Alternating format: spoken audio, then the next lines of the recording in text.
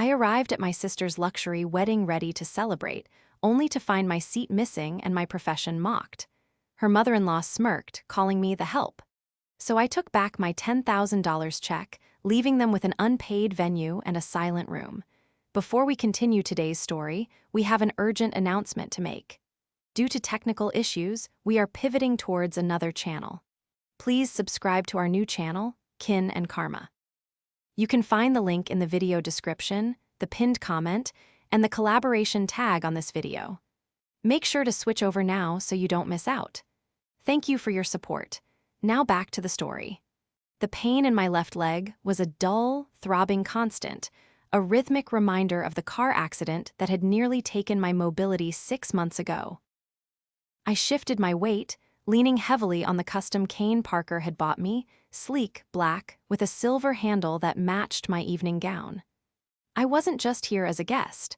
I was the sister of the bride, the maid of honor in spirit if not in title due to my injury, and, quietly, the financial backbone of this entire affair. The venue, the Gilded Lily, was spectacular. Crystal chandeliers dripped light onto tables set with the finest linens I had personally sourced through my company, Table and Vine. The scent of white roses and expensive perfume filled the air. I took a deep breath, trying to steady the nerves that had been fraying for weeks. Beside me, Parker squeezed my hand, his thumb rubbing over my knuckles in that grounding way he had. "You look beautiful, Jen," he whispered, leaning in so his breath tickled my ear. "Just remember, we sit down, we eat, we smile, and then we go home and put your leg up." I smiled back, grateful for him. Deal. We made our way to the front of the reception hall where the seating chart was displayed on a massive, antique mirror written in gold calligraphy. I scanned the top table, the family table. Mother of the bride, father of the bride, groom's parents, grandparents. My eyes dropped to table 1, the VIP table for siblings and close bridal party. Adeline bride, Micah groom, best man, maid of honor, Micah's sister. I frowned. I scanned table 2, table 3. "Parker, do you see our names?" I asked, a knot forming in my stomach that had nothing to do with my injury. Parker, who is usually the calmest man I know, narrowed his eyes. "No, I'm checking the distant cousin table near the back. Maybe there was a mistake." But there wasn't a mistake. We weren't on the mirror. Confused, thinking perhaps they had made a special place card for us at the head table without listing it, I limped toward the front of the room. The room was filling up. Guests were taking their seats, the clinking of glasses and laughter creating a wall of sound. I reached the head table just as Patricia, my sister's new mother-in-law, swept in. She was wearing a dress that was arguably too close to white, a pale, shimmering champagne that screamed for attention. She saw me standing there, leaning on my cane, looking at the empty spaces between the place settings. "Genesis," she said, her voice smooth and cold like polished marble. "What are you doing here?" "I'm looking for my seat, Patricia," I said, trying to keep my voice even. "Parker and I aren't on the chart." She brought a manicured hand to her chest, feigning shock, but the corner of her mouth twitched upward. A smirk. A definite, undeniable smirk. "Oh, darling," she chuckled, loud enough for the groom's family at the nearby table to hear. "We didn't assign you a seat. We assumed you'd be too busy serving." The world seemed to stop spinning for a second. The ambient noise of the room faded into a buzz. "Excuse me," I asked, my grip tightening on my cane. "Well," she gestured vaguely at the staff moving around with trays. "You run a catering company, don't you? Table and Vine. Since you're in the industry, we just thought you'd want to be where you're most comfortable, with the help. Helping things run smoothly. Besides," she looked pointedly at my cane, "I suppose you could sit on a stool in the kitchen if your leg acts up." I looked around. I saw Micah, the groom, standing a few feet away, adjusting his tie. He heard her. He absolutely heard her. He looked down at his shoes. I looked at table 15 near the bathrooms. Even my second cousin, a man Adeline hadn't spoken to in 5 years, had a reserved seat with a gold-embossed name card. The humiliation was a physical blow. It hit me harder than the airbag had 6 months ago. I had spent weeks calling in favors, upgrading the wine list for free, and ensuring the floral arrangements were wholesale cost, saving them thousands. And in my purse, I was carrying a check for $10,000, a gift Adeline had tearfully hinted they needed for a down payment on a house. Parker stepped up beside me, his face thunderous. "Patricia, that is enough. Genesis is the bride's sister." "And she is a service worker," Patricia sniffed, dismissing him. Something inside me snapped. It wasn't a loud snap like a bone breaking. It was a quiet, decisive click, like a lock turning. I didn't yell. I didn't cry. I reached into my clutch, pulled out the cream-colored envelope containing the $10,000 check, and held it up. "I see," I said, my voice projecting clearly over the sudden lull in conversation near the head table. I didn't realize a $10,000 wedding gift and free event planning only buys me a shift in the kitchen. Patricia's eyes widened, locking onto the envelope. "I'll just take this back then," I said, tucking the envelope back into my bag. "Good thing refunds exist." I turned on my heel awkwardly because of the leg and began to walk away. Parker was instantly at my side, offering his arm for support. "Wait," Patricia hissed, stepping forward, realizing the optics of the situation as heads turned. "Genesis." That was Adeline's voice. I didn't stop. I walked through the double doors, the silence of the room following me out like a shockwave. I pushed into the cool night air of the parking lot, my heart hammering against my ribs. I was halfway to the car when I heard the doors bang open behind me. "Genesis, please stop." I turned. Adeline was running across the asphalt in her massive, lace ball gown, the expensive fabric dragging on the dirty ground. She looked frantic, her mascara already threatening to run. The betrayal I felt looking at her wasn't just about a seat, it was about the silence. The silence of the groom, the silence of my sister while her mother-in-law planned this. "Genesis, please," she panted, catching up to us, grabbing my arm. I pulled away gently but firmly. "Don't, Adeline." "She didn't mean it," Adeline sobbed, glancing back at the venue where guests were now peering out the windows.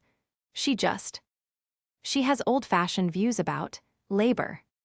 "Labor?" I laughed, a harsh, dry sound. "I own the company, Adeline. I don't serve the hors d'oeuvres. And even if I did, is that how you treat family? By expecting them to work at your wedding while you seat cousin Greg in the front row?" It's complicated with her," Adeline pleaded, wringing her hands. "No," I said, opening the car door Parker held for me. "It's actually very simple. You made a choice. You chose her approval over my dignity." I slid into the seat, the leather cool against my feverish skin. As Parker started the engine, I looked at my sister one last time. She looked small, lost in a dress she couldn't afford without my help. But they had forgotten one crucial thing, I whispered to myself as we drove away, leaving her standing in the dark. The drive home was a blur of passing streetlights and Parker's knuckles white on the steering wheel. He was fuming, muttering under his breath about entitled witches and spineless cowards, but I couldn't speak. I was too busy processing the physical toll the night had taken. My leg was throbbing violently now. The adrenaline that had allowed me to make my dramatic exit was fading, replaced by the sharp, biting pain of nerve damage. I reclined the seat, closing my eyes, but all I could see was Patricia's smirk. "We assumed you'd be too busy serving." It wasn't just the insult, it was the precision of it. Patricia knew exactly where to strike. 2 days later, I was sitting in my home office, my leg elevated on a plush ottoman, an ice pack strapped to my ankle. My phone had been buzzing incessantly for 48 hours. Adeline had called 20 times. Micah had texted once, "Can we talk? Mom is really upset." I hadn't replied to any of them. Instead, I was looking at the spreadsheets on my dual monitors. Table and Vine wasn't just a catering company, we were a full-service event production firm. I had built this business from the ground up, starting in a tiny rental kitchen and growing it into the premier agency in the state. I worked with CEOs, celebrities, and politicians. I was respected. But to Patricia, who had married into a legacy banking family and never worked a day in her life, I was the help. I remembered the first time I met her, 3 months ago at the engagement dinner. I had just come from a site inspection, wearing my company polo and tailored work trousers, dusty from checking a venue. "Oh," she had said, looking me up and down, "You're the sister. I thought you were the waitress taking our drink order." I had laughed it off then, thinking it was a clumsy faux pas. Adeline had kicked me under the table, pleading with her eyes for me to be nice. So I was nice. I swallowed my pride. I offered to help with the wedding. I used my vendor discounts. I called in favors with the city's best florist, who usually had a 6-month waiting list. I looked at the contract on my screen now. The contract for the floral arrangements. The contract for the specialty lighting. The contract for the vintage wine selection.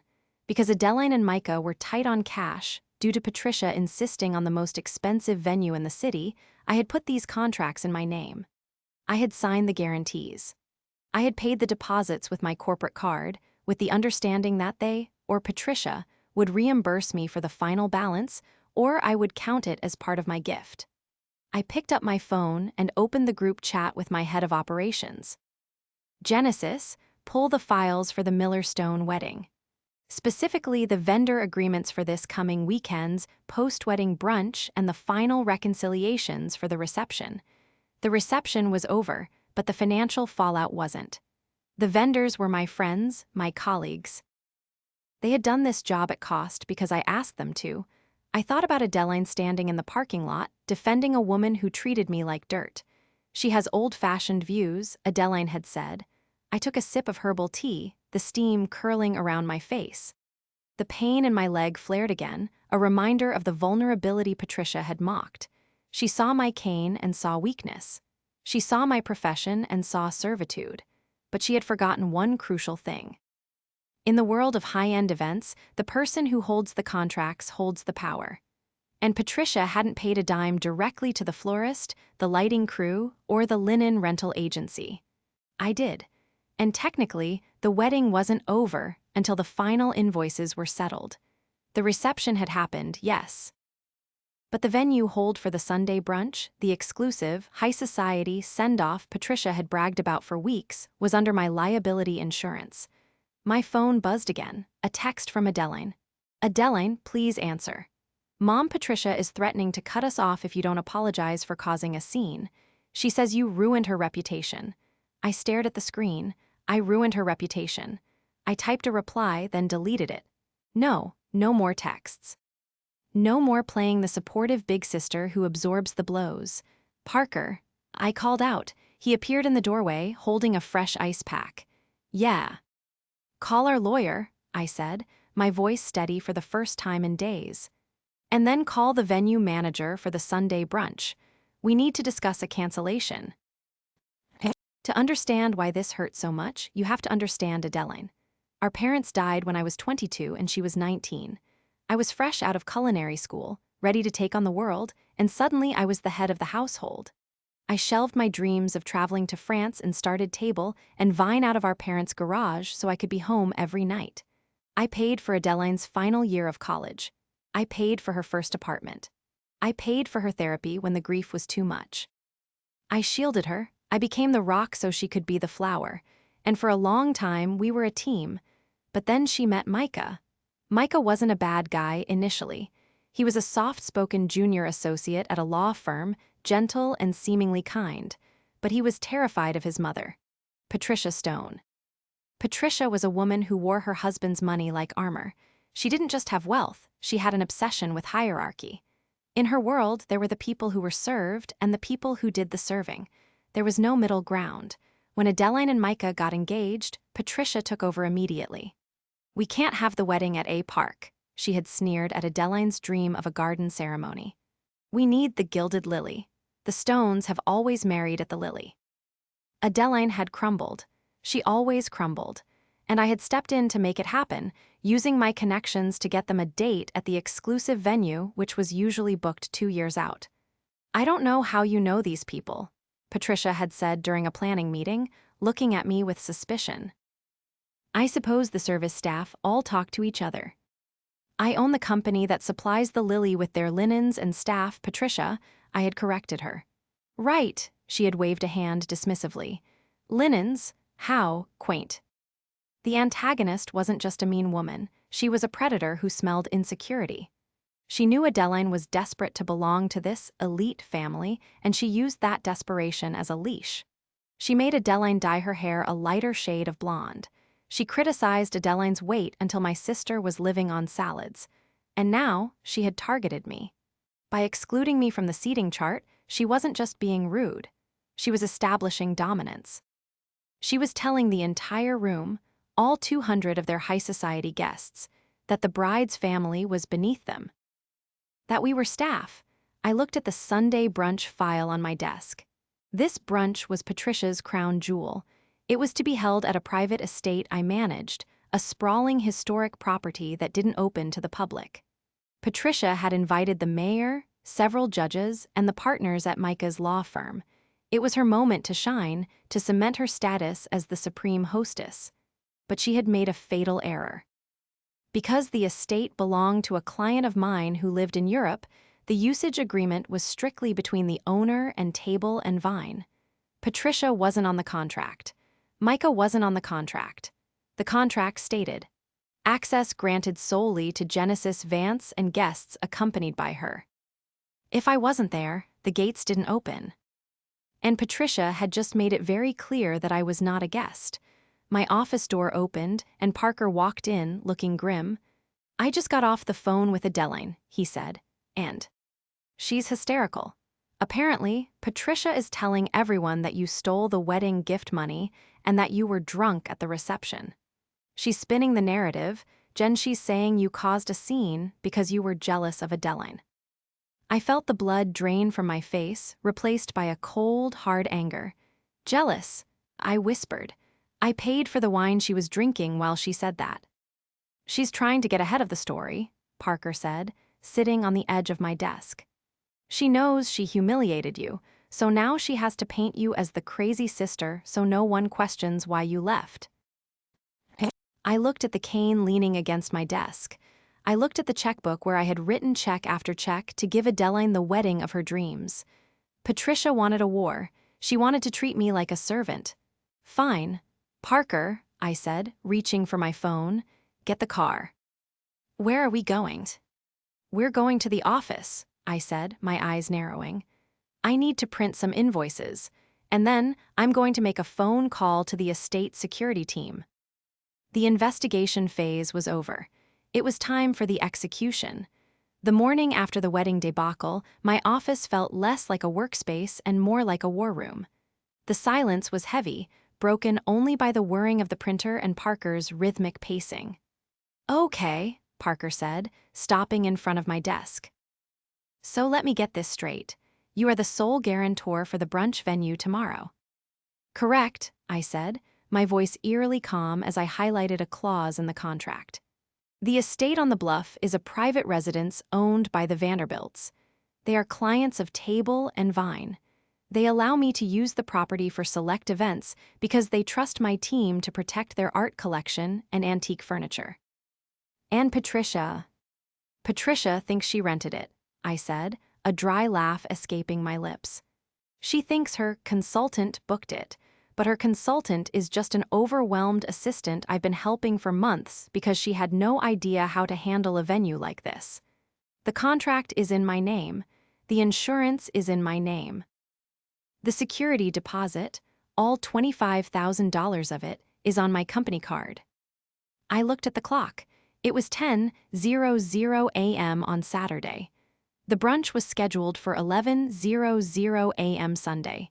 So, Parker said slowly, a smile spreading across his face, if you aren't there.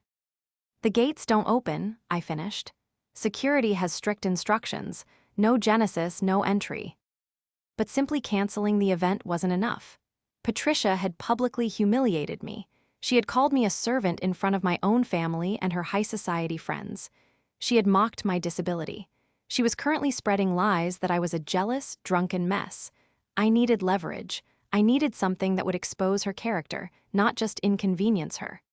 Parker, I said, pass me the vendor file for the reception. He handed me a thick folder. I began to sift through the invoices. The florist, the band, the lighting crew, all people I had worked with for years. Then I saw it. A small, handwritten note from the venue coordinator at the Gilded Lily. Genesis, per your request, we upgraded the bar package to premium. The client, Patricia Stone, declined the upgrade initially but then demanded it last week, claiming she had sponsors. We put it on your account as a courtesy since you have a line of credit with us. My blood ran cold. Patricia had upgraded the bar package, a $15,000 difference, and claimed she had sponsors. She had told the venue to bill me without my consent. I picked up the phone and dialed the venue manager, Sarah. Genesis. Sarah answered on the first ring. I heard about last night. Are you okay? The staff were horrified. One of the servers said Patricia actually snapped her fingers at you. I'm fine, Sarah, I lied. Listen, I'm looking at the final invoice. Who authorized the bar upgrade? Patricia did, Sarah said. She came in on Thursday. She said she spoke to you and you agreed to cover it as an additional gift. I see, I said, my voice dropping an octave. And did she sign for it? Yes, Sarah said. I have her signature right here on the addendum. Email me a copy, I said, now. 5 minutes later, the PDF arrived in my inbox. I stared at the signature. It was a scrawl, barely legible, Patricia Stonevance. She had hyphenated her name with mine, as if we were partners, as if she had any right to sign on my behalf. This was fraud. Parker, I said, my voice shaking slightly. Look at this. He leaned over my shoulder. She forged, sort of. She misrepresented herself as an authorized signer on your account. She committed theft of services, I corrected him. She ordered $15,000 of premium liquor on my tab without my permission. But there was more. I logged into my company's bank portal. I checked the transaction history for the wedding deposits. 6 months ago, Adeline had transferred $5,000 to me for the initial venue deposit. 2 months ago, Micah had transferred $3,000 for the band. But there was a transfer from Patricia, $10,000 for catering services. I frowned. Table and Vine hadn't catered the wedding. The venue had in-house catering. We had just provided the linens and decor. I clicked on the transaction details. The memo line read, payment for Genesis Vance, service staff, and coordination. She had paid me. She had literally paid me to be a servant at my own sister's wedding. And she had done it months ago, categorizing it as a business expense so she could likely write it off. The realization hit me like a physical blow. The missing seat wasn't a last-minute snub. It was a premeditated act. She had planned this from the beginning. To her, I wasn't family. I was a vendor she could bully. She thinks she bought me, I whispered. What? Parker asked. She thinks she hired me to work the wedding, I said, pointing at the screen. That's why there was no seat. In her mind, the $10,000 transfer wasn't a contribution to the wedding budget. It was a wait. Parker's jaw dropped. That is, twisted. It's about to get worse for her, I said, picking up my cane. Get the car, Parker. We're going to pay a visit to the happy couple before they leave for their honeymoon. We arrived at the hotel suite where Adeline and Micah were staying. It was 2:00 p.m. They were supposed to leave for the airport in 4 hours. I didn't knock. I texted Micah, I'm in the lobby. We need to talk, now, or I call the police. 3 minutes later, Micah appeared, looking pale and hungover. Adeline was behind him, her eyes puffy from crying. Genesis, Adeline started, reaching for me. Please, don't make a scene. Patricia is upstairs in her suite. Good, I said, leaning heavily on my cane. Call her down. What? Micah asked, blinking. Why? Because, I said, pulling the invoice from my bag, your mother committed fraud last night. And unless she wants to explain that to a judge, she needs to come down here and explain it to me. Micah looked at the paper, then at me. Fraud, what are you talking about? Just call her, Parker said, his voice hard. Now. 10 minutes later, Patricia swept into the lobby, looking fresh and impeccably dressed in a linen suit. She saw me and sighed, a dramatic, suffering sound. Really, Genesis, she said, not bothering to lower her voice. Haven't you done enough damage? Adeline has been crying all morning because of your little tantrum. My tantrum? I asked, stepping forward.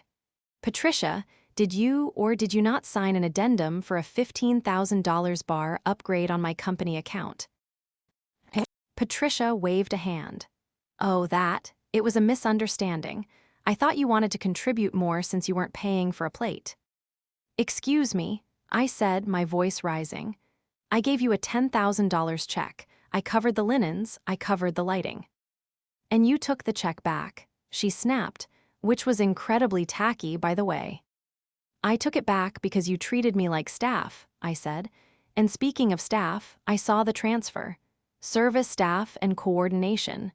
You paid me to work my sister's wedding. Patricia smirked. Well, someone had to make sure things ran smoothly. Adeline certainly couldn't, and since that's what you do. I am the CEO of a multi-million-dollar company, Patricia. I shouted, causing a bellhop to look over. I am not your maid. Lower your voice, Micah hissed, looking around nervously. No, I said, turning to him. You don't get to tell me what to do. You sat there and watched her humiliate me. You watched her treat your wife's sister like hired help. She just wants the best for us, Adeline whispered, looking at her shoes. The best. I laughed bitterly. Adeline, she stole from me. She committed fraud, and do you know what else? The brunch tomorrow. The one she's been bragging about to all her friends. Patricia stiffened. What about it? It's canceled, I said. Patricia's face went white. You can't cancel it, it's booked. It's booked under my name, I said, under my contract. And since I am apparently just the help, I don't have the authority to host a high society event for the Stone family, do I? You wouldn't dare, Patricia hissed, stepping closer. The mayor is coming, my friends are coming. Then you better start calling them, I said. Because the security team at the estate has been instructed to turn away any cars that aren't on my approved list. And guess whose name isn't on the list? Patricia stared at me, her mouth opening and closing like a fish. You petty little. She began. Careful, Parker warned, stepping in front of me. Fix this, Patricia demanded, turning to Adeline. Tell your sister to fix this. Adeline looked at me, tears streaming down her face. Jen, please, it's Micah's family. It's important. It's important to her, I said, pointing at Patricia. Adeline, look at what she's doing. She's using you. She's using me. She doesn't respect us. We are family, Adeline cried. No, I said, my voice breaking. We were family until you let her treat me like a servant. I turned to Patricia. You have until 5:00 p.m. to wire me the $15,000 for the bar tab. If the money isn't in my account, I'm filing a police report for credit card fraud and identity theft. I have your signature, Patricia. I have the witness testimony from the venue manager. Patricia laughed, a nervous, high-pitched sound. You're bluffing. You wouldn't ruin your sister's wedding weekend over money. Watch me, I said. I turned and walked out of the lobby, Parker right beside me. My heart was pounding, but my head was clear. I had fired the first shot, but the war wasn't over. By 4:30 p.m., the money hadn't arrived. Instead, my phone blew up. Not with texts from Adeline, but with calls from mutual acquaintances. Genesis, is it true you canceled the brunch because you were drunk? Genesis, Patricia says you're trying to extort them for more money. Genesis, I heard you're jealous of Adeline's marriage and trying to sabotage it. She was spinning the narrative again. She was painting me as the villain, the unstable, greedy sister who couldn't handle not being the center of attention. I sat in my office, staring at the phone. She's good, Parker admitted, reading a Facebook post Patricia had just made. It was a picture of her and Adeline smiling. Caption, so sad that jealousy can tear families apart. We will miss everyone at the brunch tomorrow, which has been canceled due to unforeseen circumstances with the vendor. The vendor, I whispered. She's still calling me the vendor. I wasn't just angry anymore. I was focused. Parker, I said, call the security team at the estate. Tell them that under no circumstances is anyone to be let in tomorrow, not even if they claim to be family. Done, Parker said. But Jen, she's not going to stop. She's going to ruin your reputation in this town. People are already commenting on her post, saying they'll never use table and vine again. I looked at the comments. Wow, so unprofessional. I heard the owner has a drinking problem. never hiring them. This was it. She was coming for my livelihood. Okay, I said, standing up. She wants to play dirty, let's play dirty. I opened my laptop and pulled up the Stone family file I had compiled during the wedding planning. I had needed background checks for the security clearance at the estate. I scrolled through the documents. Patricia Stone, philanthropist, socialite, but there was something else. A small red flag I had noted months ago but ignored because she was family. A lien on the Stone family estate. I dug deeper. I accessed the public records database. The Stone family fortune wasn't what it seemed. They were leveraged to the hilt. The house was in foreclosure, the cars were leased, and the wedding. I pulled up the credit report I had run on Micah when he applied to be a co-signer on the venue, which was rejected, so I had to sign. Micah was drowning in student debt. Patricia wasn't just mean, she was broke. She needed this wedding to maintain the illusion of wealth. She needed the brunch to network with potential investors for a business venture she had been vague about. And she had used my money, my $10,000 gift, my vendor discounts, my company credit, to fund her charade. Parker, I said, a slow smile spreading across my face. She didn't just steal the bar tab money because she's entitled. She stole it because she doesn't have it. What do you mean? She's broke, Parker. The old money is gone, it's all smoke and mirrors. I looked at the clock, 4:55 p.m. She's not going to wire the money, I said. She can't. At 5:00 p.m. my phone rang. It was Adeline. Please, she sobbed, please don't call the police. She doesn't have the liquidity right now. It's tied up in investments. Investments, I asked, or debt, Adeline? There was a silence on the other end. You knew, I whispered, you knew they were broke. Micah told me last week, Adeline cried. They needed the wedding to look successful so his dad could close a deal. That's why the brunch is so important. The investors will be there. So you let her humiliate me, I said, my voice trembling. You let her treat me like a servant, you let her steal from me. All to protect a lie. I didn't have a choice, Adeline wailed. I'm married to him. You always have a choice, I said. I hung up, I looked at Parker. Get the printer ready, we're going to the brunch. I thought you canceled it, Parker said, confused. I did, I said. But the guests don't know that. They'll all show up at the gate. And Patricia will be there, trying to spin a story about how the vendor failed them. And you.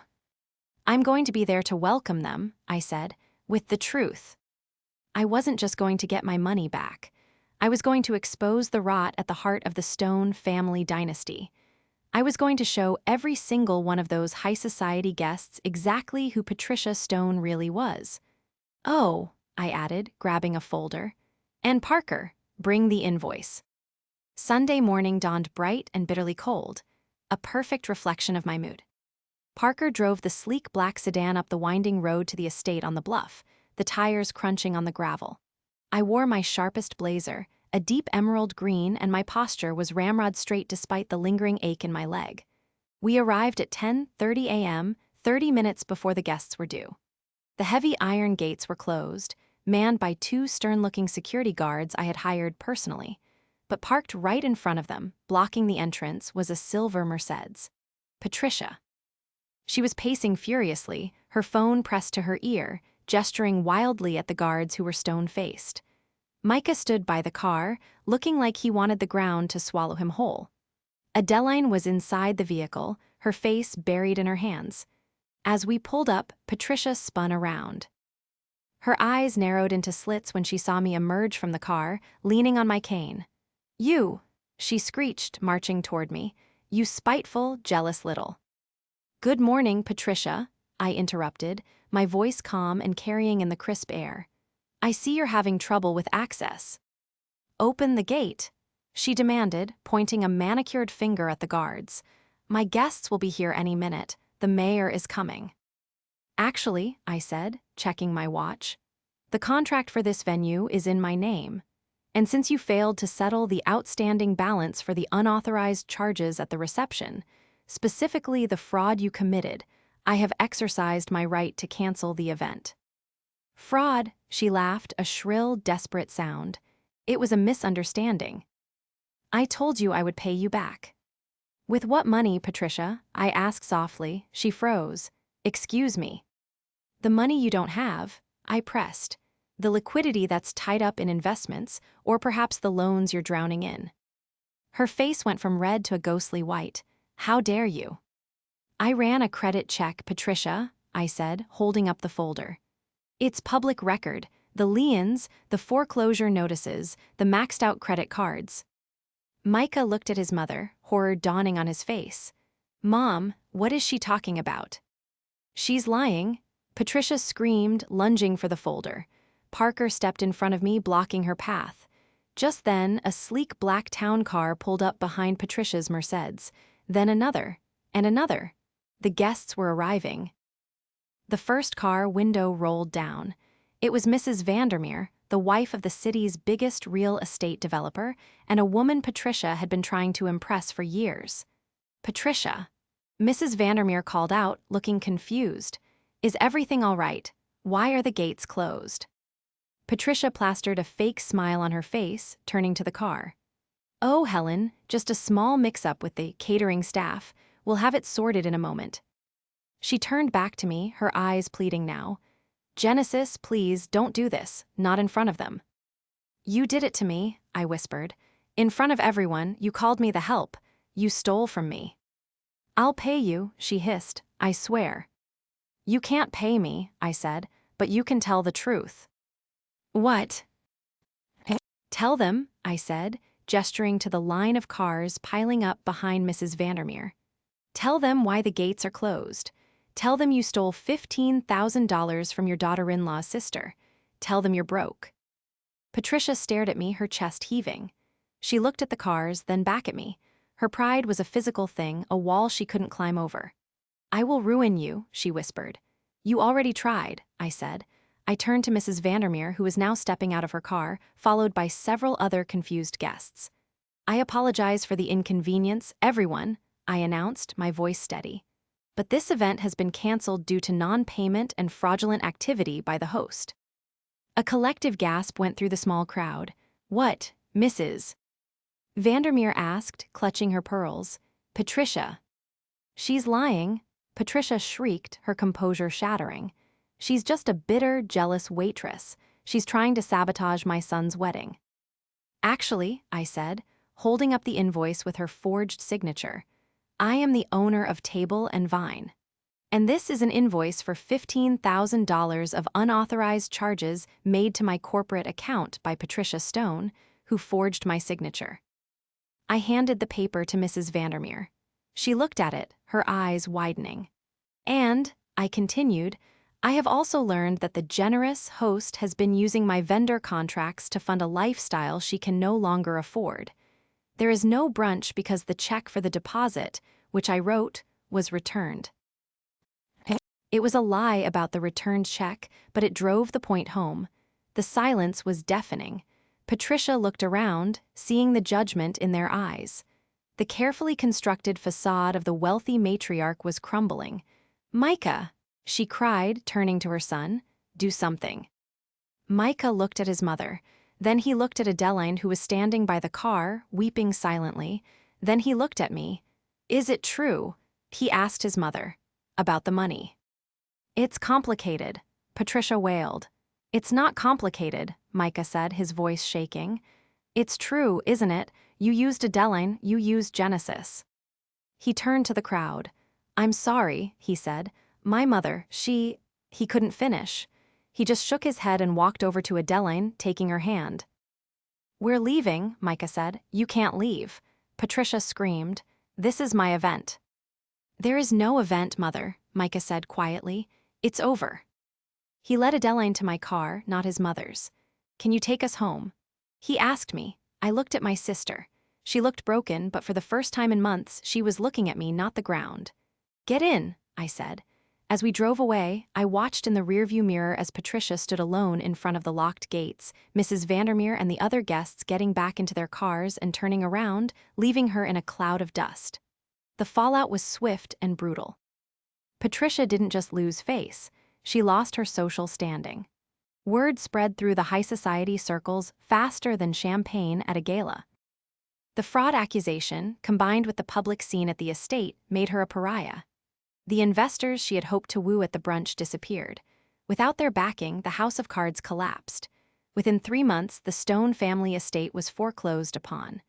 Patricia moved into a small condo on the outskirts of town, bitter and alone, still blaming me for her downfall. Micah and Adeline's marriage survived, but just barely. They moved into a modest apartment, one they paid for themselves. Micah stood up to his mother for the first time in his life, cutting off financial ties and setting strict boundaries. He got a second job to pay off his debts, and slowly, painfully, he began to earn my respect. As for me, I didn't lose a single client. In fact, table and vine grew. The story of how I had protected my business and stood up to a fraudster became a sort of urban legend in the industry. Clients respected my integrity and my backbone. I sat in my office 6 months later, the cane leaning against the wall. I barely needed it anymore. Adeline was sitting across from me, looking healthier, happier. Her hair was back to its natural brown. "I'm sorry," she said, tracing the pattern on my desk with her finger. "I should have said something sooner. I was just so afraid of her." "I know," I said gently, "but you're not anymore." "No," she smiled, "I'm not." She reached into her purse and pulled out a check. It was for $15,000. "Micah and I saved up," she said, "to pay you back for the bar tab and the deposit." I looked at the check. It represented months of hard work, overtime, and sacrifice for them. I pushed it back across the desk. "Keep it," I said. "Consider it a late wedding gift for the house down payment." Adeline's eyes filled with tears. "Jen, I can't." "You can," I said, "but on one condition." "Anything." "Next time," I smiled, "I get to pick the seat." She laughed, a genuine free sound. "Deal." I watched her leave, feeling a weight lift off my shoulders. The money didn't matter. The vindication did. I had reclaimed my dignity, saved my sister, and proven that no amount of old money could buy class or silence the truth. Patricia had tried to put me in my place, but she had forgotten one crucial thing. I didn't just set the table, I owned it.